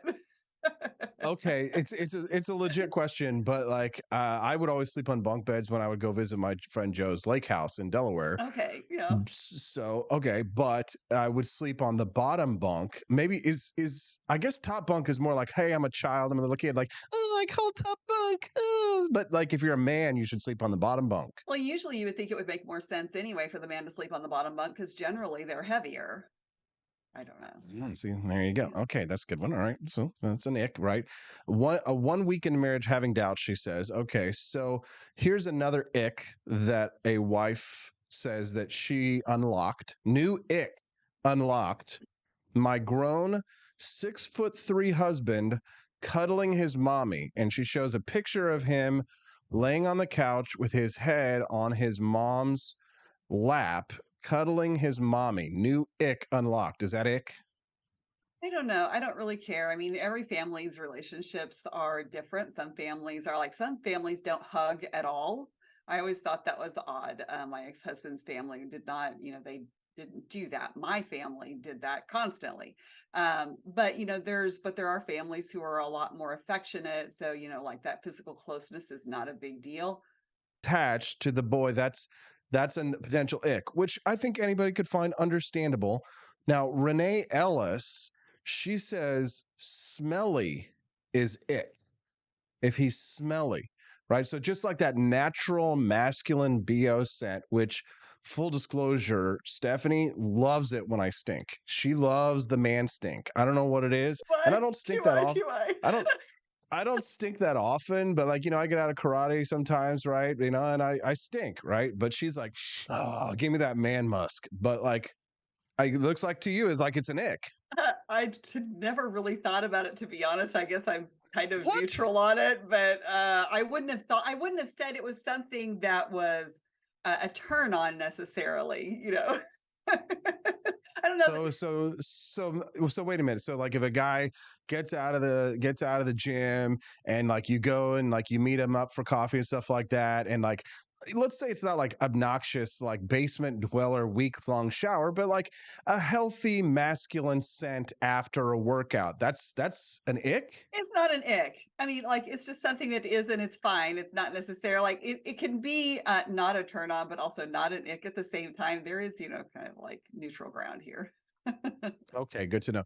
Stephanie says in the chat that she loves when I come in from mowing the lawn. Okay, there you go. Well, then I now smell. that is understandable because you've got the fresh cut grass smell going on there too, and yeah. Okay. Oh God, yeah, kills my lady boner. Good morning. If you're just tuning into the Wake Up America show, I'm your host, Austin P. Friday from 7 to 9 a.m. Central Time. We typically like to talk politics and culture, and we're goofing around with our friend Camelia Peterson. Make sure that you come back and join Camelia every Tuesday and Thursday, the commentary from Camelia. Then please do come back and join us at that time. Set it on your calendar. Okay, Camelia, let's continue on with the list of it. Okay, go ahead. No, go ahead. Weigh in. Well, I was just going to say there's like a larger thing that bothers me about this, but we can do more of the icks first. Wait, well, this idea of, especially for people who are married, but same for, even if it's just a boyfriend too, it's this thing that women do to air negative things about their husbands or significant others that really bothers me. That is just like, I think that's so unhealthy and it's bad for relationships, but it also, you may think that and this applies to anybody really, but you may think that you're joking or nobody's taking it seriously, but it really does affect how other people see your spouse or your significant other. And so that's always bothered me. Something that I never did. Good for you, because we present ourselves because, the reality is that this is a little bit more of a public kind of a career that I've chosen for myself. And so when you are in public all the time, how you speak about someone like me, how my wife refers to me is how other people will see me as well. Sure. And so it's but that's a really good point and a serious point, but it's not fun or funny. So can we please go back to talking about women and their icks? Yes. All right, Camelia. So the next ick on this list is a video of a man who is using his foot. Now it's covered by a sock to scroll through movies on an airplane touchscreen display and he's sipping champagne, which I think is kind of cool, right? So he's casual, but he does have a sock on, so it's not like he's touching it with his bare feet, right? Is that an ick? I wouldn't call it an ick. I would be more like, well, that's interesting. I mean, I guess it depends on how Isaac will even do it through your socks, but it is like. So you're actually intrigued with those toes. Yeah, no, I wouldn't go that far. But yeah, no, also, not a big feet fan, remember? So the idea to begin with, I'm like, okay, man. So we're talking this morning about things that give women the ick. We're speaking to Camelia Peterson, who's joining us live right now, and we're glad to have her here on the show this morning with us. Things that give women the ick. You can send us a text at 573-319-1586. That's the text line again at 573-319-1586. Tell us what you think as a woman gives you the ick. Okay, so let's see. Do we have another one on the list here? Let's see. Oh yeah, so you were ahead of the curve there on that one, Camelia. Use his toes to avoid exertion. Now here's the next ick that has been unlocked. It says a girl showed a video of her as he helplessly flails his arms. The man eventually retains his balance after grabbing onto a small statue of a penguin. So if you went ice skating, say you had a romantic like this, is that an ick? Come on. I mean, seriously, women need to make up their minds here. Do you want your men to be perfect at everything, or do you want them to be vulnerable and show their imperfections? You know what I'm saying? Like, around that women would be like, oh, he's trying, look at that, he doesn't mind like not being perfect at everything and doing a good job in front of his date, whatever. He's fine. He's trying something new, right? And that's fine. And he's not. It was just like everybody went to the roller skating rink in Grandview, Missouri. It was called Skateland. And when we were kids growing up in the 80s, like the thing that you would do with your crush is you would hold their hand, and then you would, when you would hold their hand, you would like skate with them in circles.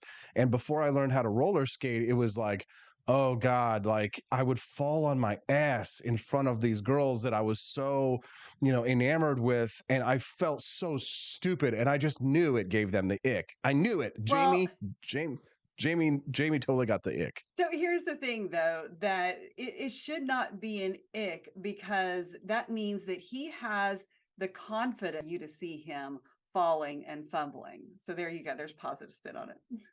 Okay, let's see. Have I hit the bottom? She says yes. So you shouldn't go ice skating with your boyfriend because it'll give you the ick. Other clips had women appalled that men engaged in unorthodox approaches to everyday activities. One video showed a man slopping up a plate of macaroni and cheese with his tongue. That's kind of weird. I don't know that that's like an unorthodox approach to something. I think that's just like bad manners. How about a man? Okay, this one here's a man with his legs tucked together as he attempted to balance a plate of food while surfing the web on his phone. How do you feel about men when they sit cross-legged like the ladies sit, with like, instead of like, with our leg open, we sit up with our leg like this, just kind of like this? Well, is that ick? That's not ick. I mean, like I've known lots of men who sit like that just naturally. It doesn't ever. I don't think it looks weird. It's fine. Now they don't sit like that. There's a difference. I don't think there's any of that going on. No, but that is something that we guys tease each other about, though, if you sit like that, right? So yeah, they actually have pictures of the guy scrolling through the airplane thing with his toe on this one. Okay.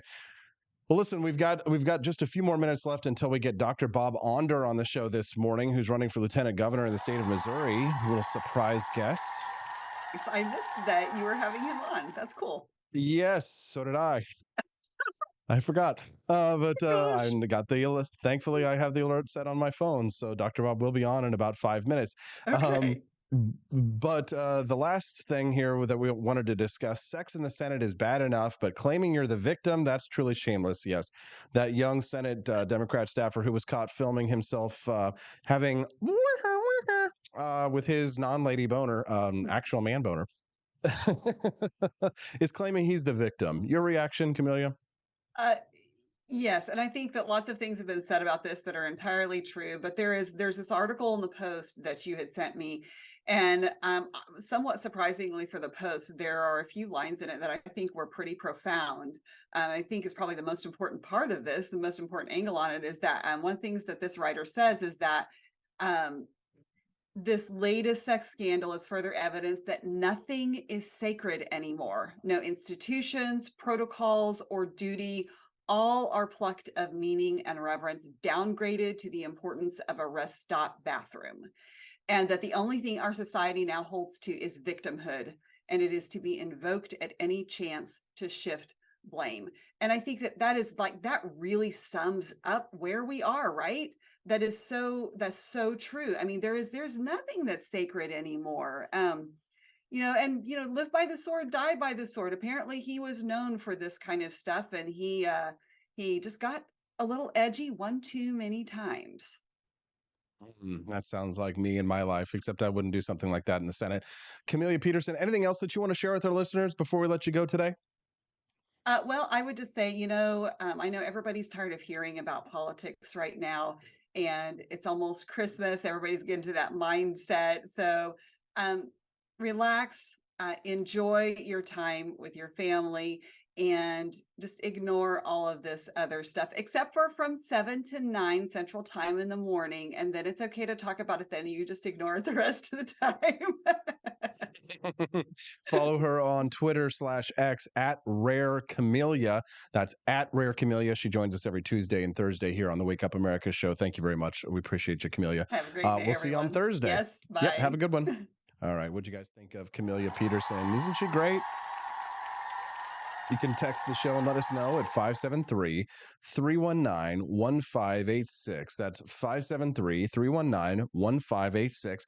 Just a quick reminder for those who might just be tuning into the show, our assault gnomes are flying off the shelf. Yes, you heard me right. Those are fully armed, machine gun bearing assault gnomes available to you now at ap4libertyshop.com. We only got 20 of those in the shop yesterday, and we sold like 12 of them, so there might only be like 8 of the assault gnomes left. So get them while they're here at ap4libertyshop.com.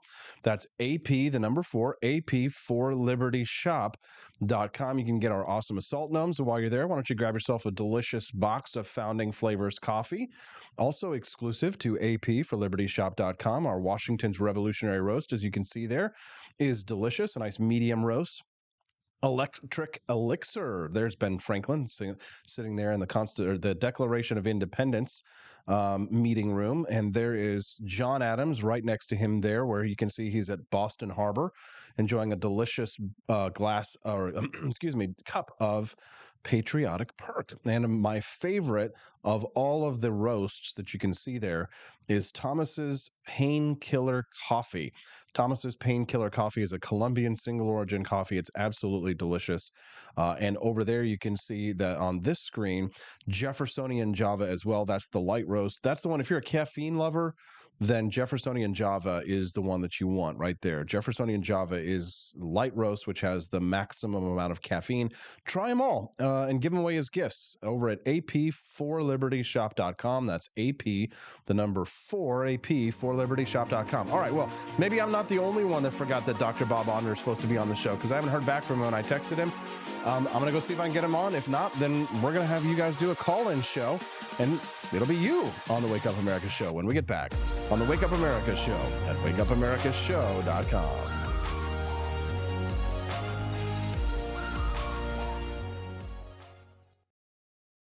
Expanse of time, a year might seem like a mere moment, but oh, what a year it's been. In September 2022, Austin and Stephanie Peterson embarked on a journey to wake up America. They began humbly, with just 20 souls tuning in, learning, listening, and though challenges arose, like the looming shadow of YouTube demonetization, their spirit never waned. And now, thanks to you, thousands rise with the sun to join them, to listen, to engage, to be a part of a community. So here's to you, and to Wake Up America, for memories shared, for friends made, for the journey ahead, and for never, ever forgetting to rise and freedom. Happy anniversary. I'm Donald Trump, and I approve this message. Believe me, Austin Peterson is the best. He's got the greatest Wake Up America show I've ever seen. Whenever I tune in the mornings and watch the live stream, let me tell you, he has got the absolute best content. I love his guests. It's just a total blast to watch, and I highly endorse and recommend the Wake Up America show. It's terrific, believe me.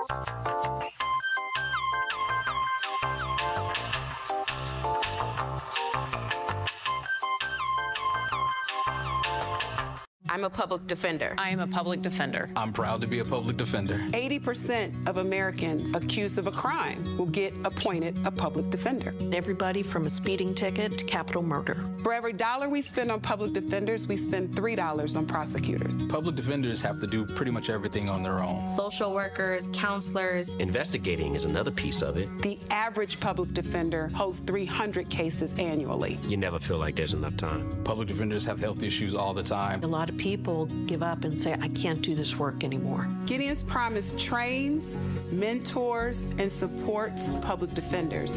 There are a lot of people who say that they would not still be public defenders, but for Gideon's Promise. It's fueled me to continue on in this fight. Gideon's Promise has changed the face of public defense. People see us as troublemakers. Good trouble only. We don't make it easy. It should not be easy to take away someone's liberty.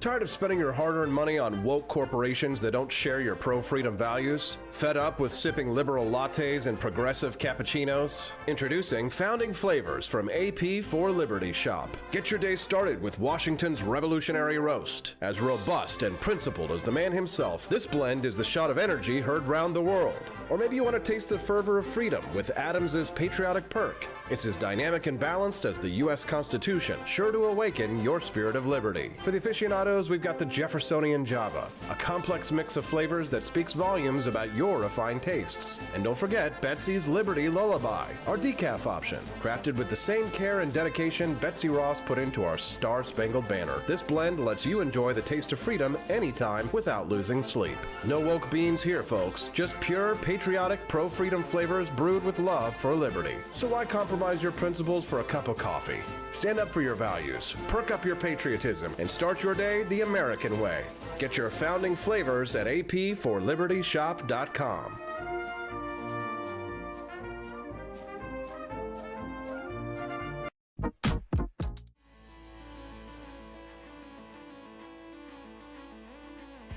Good morning, everybody. Rise in freedom. I'm Austin Peterson. You're watching and listening to the Wake Up America show at wakeupamericashow.com. Thanks to Rumble for featuring us today on the show. We appreciate that very much. Boy, it's been crazy to see how far this show has come. We went from having 25 to 50 live viewers in the morning to now thousands and thousands of people tuning into the Wake Up America show.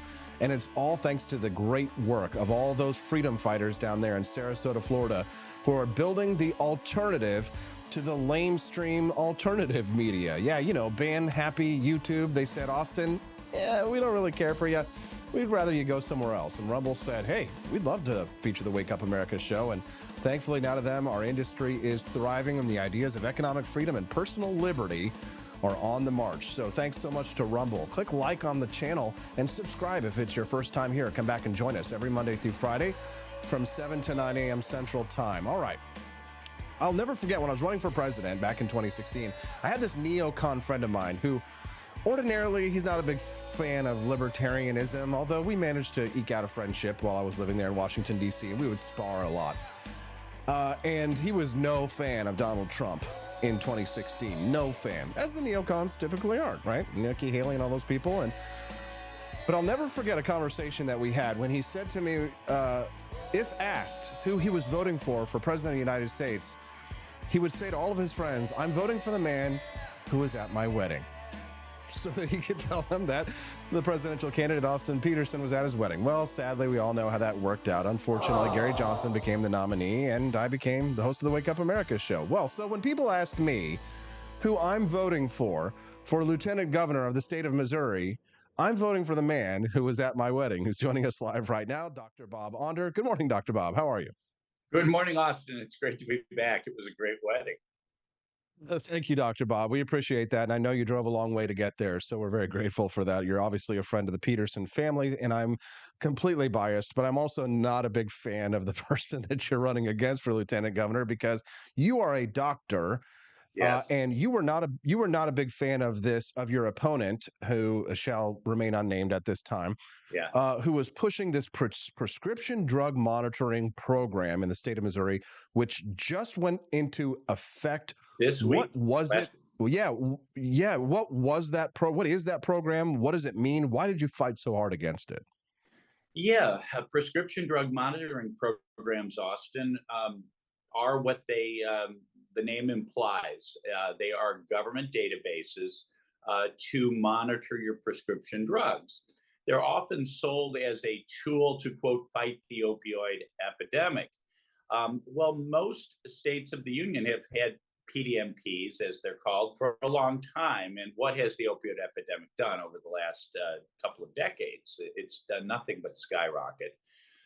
And it's not just opiates they put in PDMP. So benzodiazepines, drugs like Xanax, Ambien, go into the PDMP.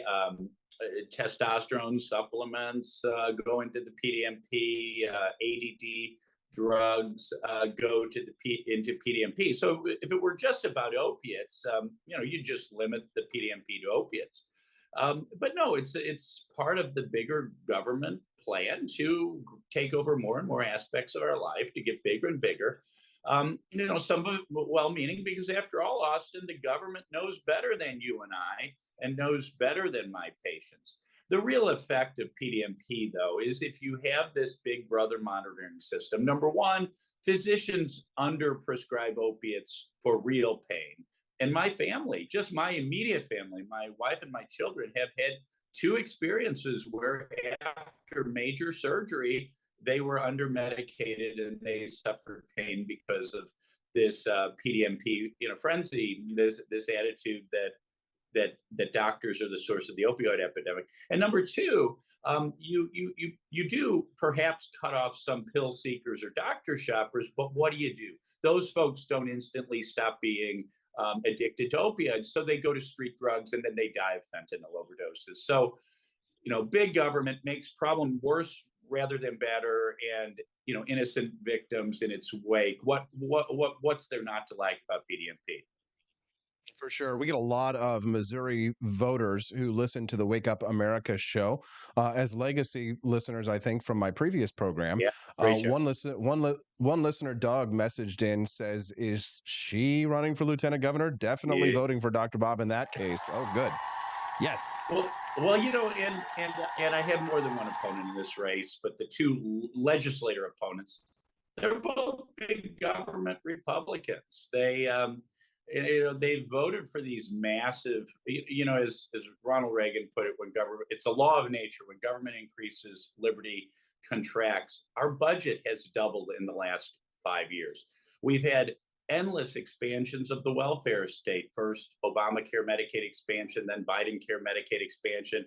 And this year, a bill to expand TANF welfare checks and food stamps, passed into law with bipartisan support.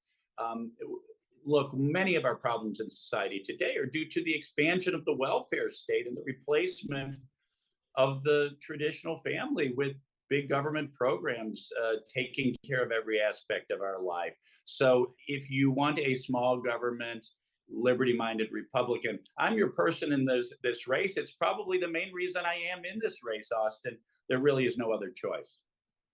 Well, for sure. And obviously, you're great on privacy and civil liberty issues in regards to the opioid epidemic, Dr. Bob. But I think your biggest claim to fame was what a warrior you were fighting against COVID tyranny here in the state of Missouri. Oh, my gosh, yes, we did. And yes, we did have COVID tyranny in Missouri. Even though we were one of the better states, our governor elected not to set any kind of statewide decree.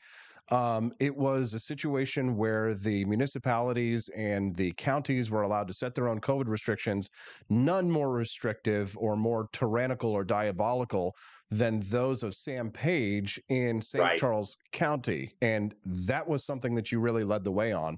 Why did you fight so hard against those COVID restrictions? So again, it was Sam Page in St. Louis County. In St. Charles County, we had a problem too.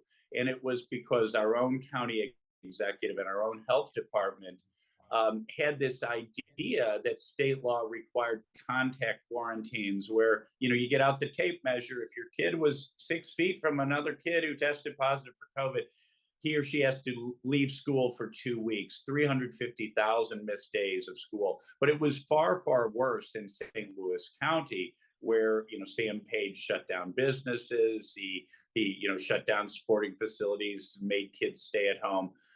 Look, the educational attainment numbers speak for themselves.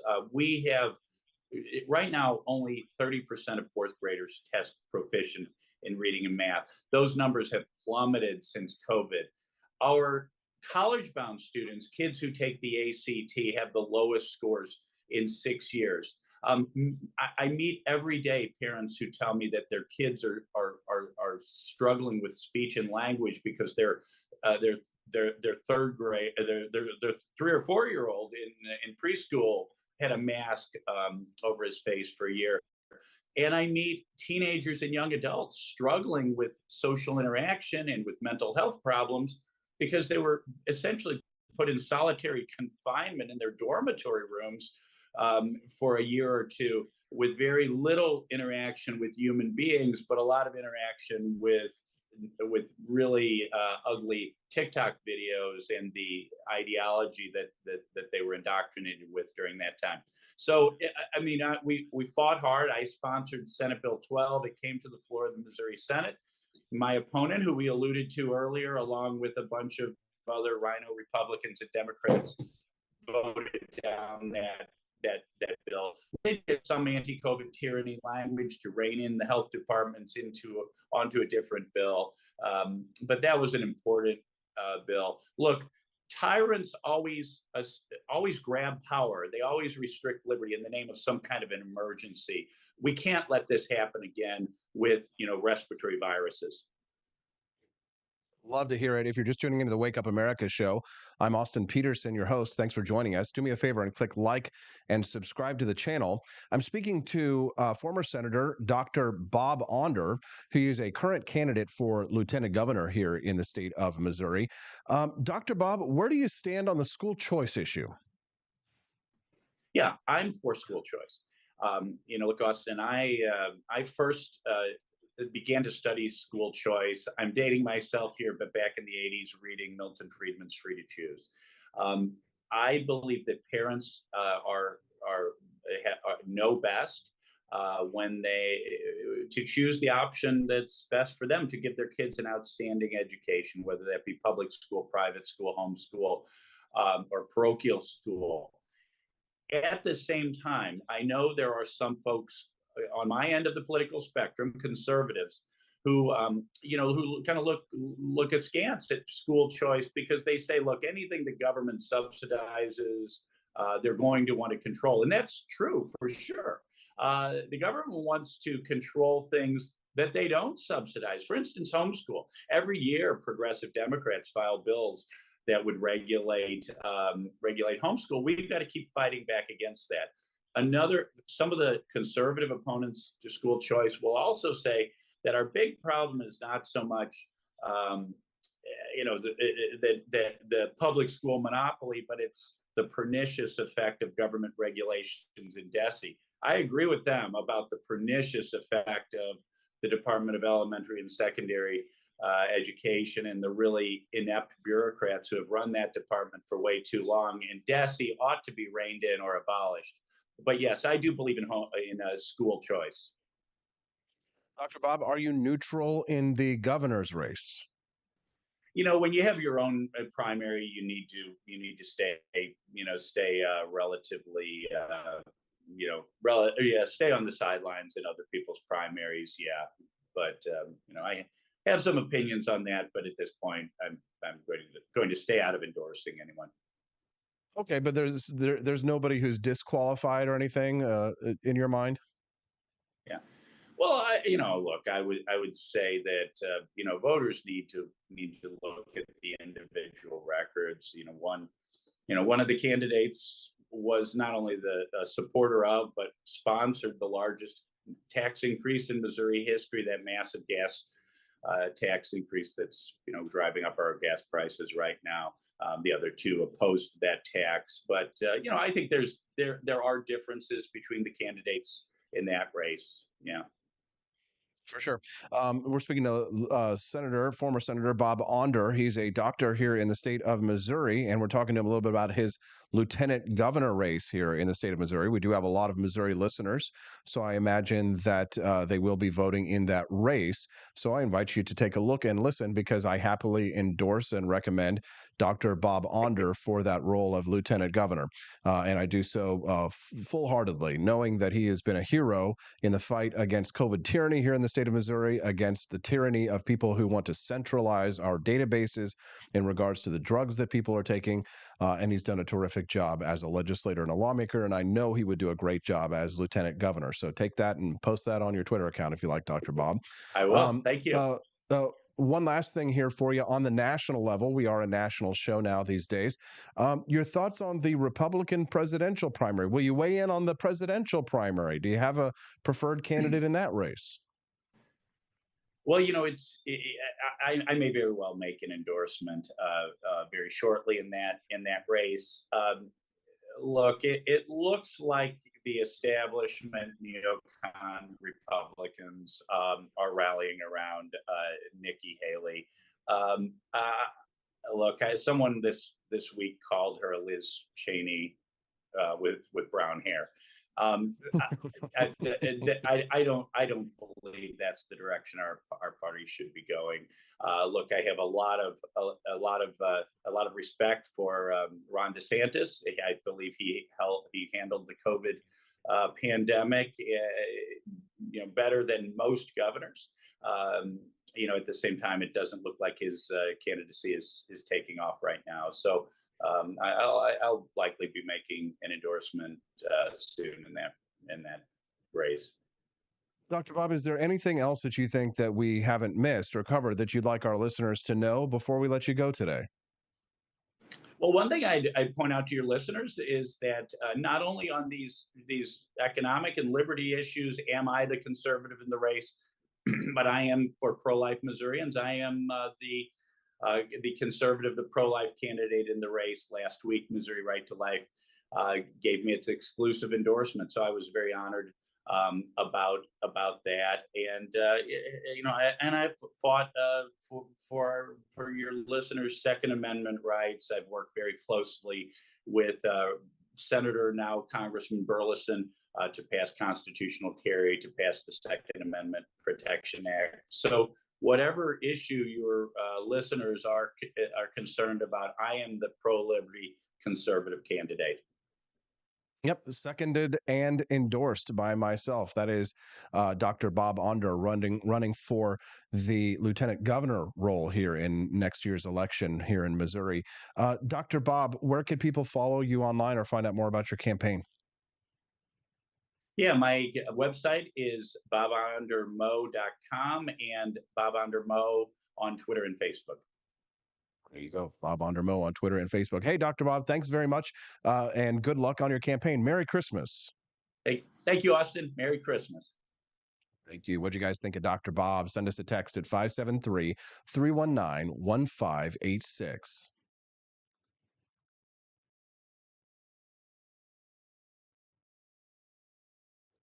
Zero evidence.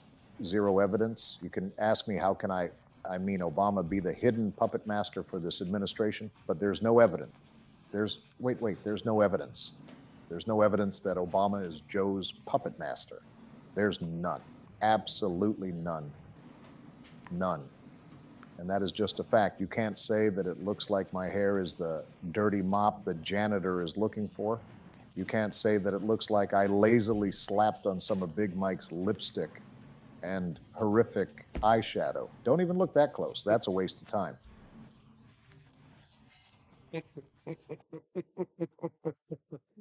All right. Are we having a good time today? I hope you enjoyed the show so far. Well, we appreciate y'all very much. I saw this video yesterday. I didn't know where to stick it in, but I just thought it was kind of fascinating. This is Alec Baldwin, who was confronted by pro-Gaza protesters in New York City yesterday. And I got to say, I mean, Alec Baldwin's always been kind of a tough guy anyway, like a tough hoss.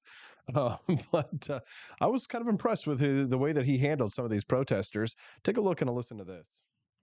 What do you mean? What do you mean? You went to Hollywood. Do you condemn Israel for the action? No, he has to support guys and children. You already got your mind made up. You got a big question you got, right? Oh, I'm asking you a question. I'm in Hollywood. Is that your answer? Is that your answer? You ask stupid questions. Do you condemn? Ask me a smart question. Do you condemn Israel? Do you condemn Israel? Big man.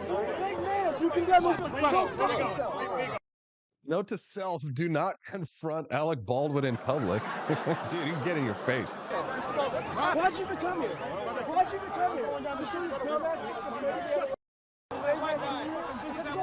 go. Ridin, get out of here! Get out of here! Not this nonsense. Come on. I love this, man. So, like, this Gaza protester is asking Alec Baldwin all these stupid questions about, like, oh, you're in Hollywood. Oh, you're in Hollywood. Oh, what do you got to say about Gaza and stuff? And he just, like, gets right in their face. Oh, ask you a question. I'm in Hollywood. Is that your answer? Is that your answer? You ask stupid questions. Do you condemn? Ask me a smart question. Do you condemn Israel? Do you condemn Israel? Big man. Big man. Dude, Alec Baldwin doesn't give a, he does not give a fuck. I didn't know where to put that in there. I had another clip I was going to play for you today, but you know what? We really don't have time for that long of a discussion. I just really love this one here. This was the funniest clip of the day. Don't you agree? So if you're just tuning into the Wake Up America show, we're glad to have you here. Make sure that you click that like button and subscribe to the channel. It's been a really fun show today. Wouldn't you agree?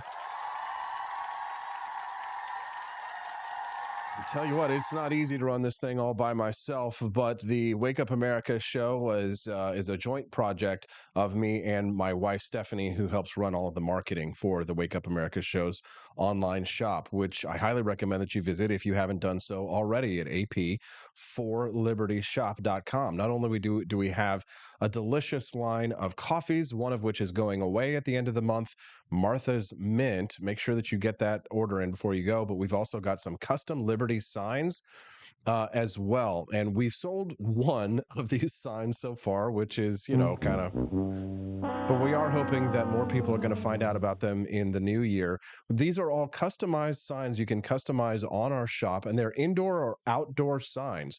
So if you've been looking for a really cool decoration to put outside, perhaps on your barn, or perhaps to hang on your door, you can actually customize the wording on these signs that you get at ap4libertyshop.com. The prices are very reasonable.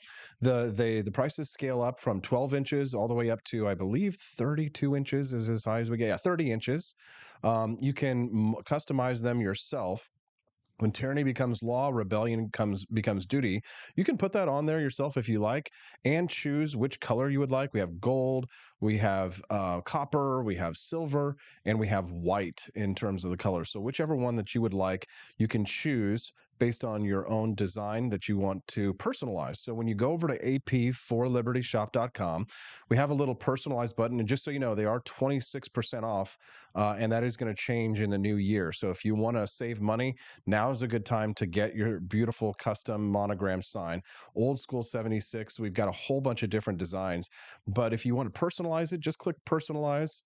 Tell it which color you want. Perhaps you want it in gold, what size you want. Maybe you want the big one, 30 inches. The top text, you want it to be the cure for 1984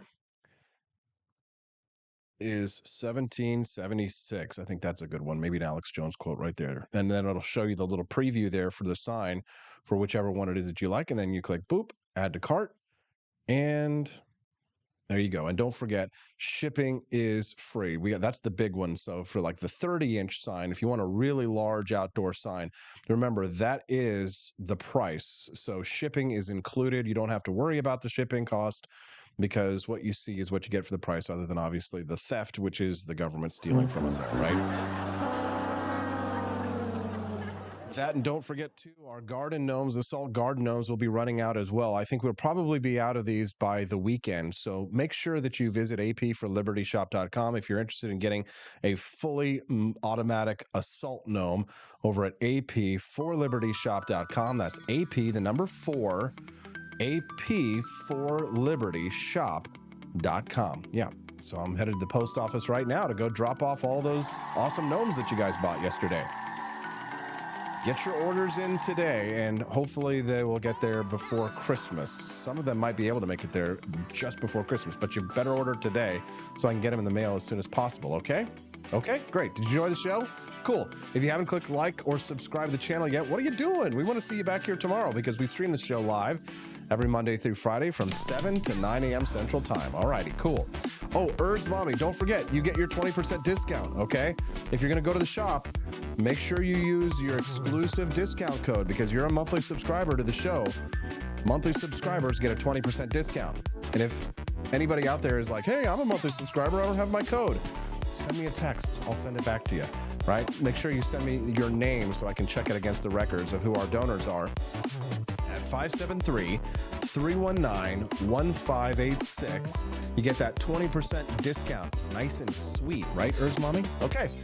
All right, guys, we'll see you back here tomorrow. Thanks so much for tuning in. Enjoy the show. Tomorrow, Judge Napolitano on the Wake Up America show at wakeupAmericaShow.com.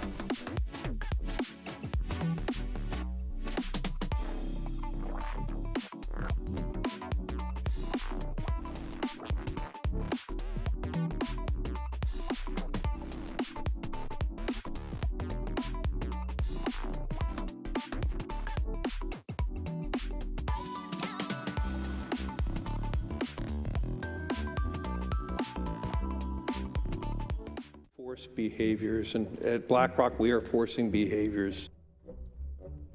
Mao ordered his citizens to throw off the 4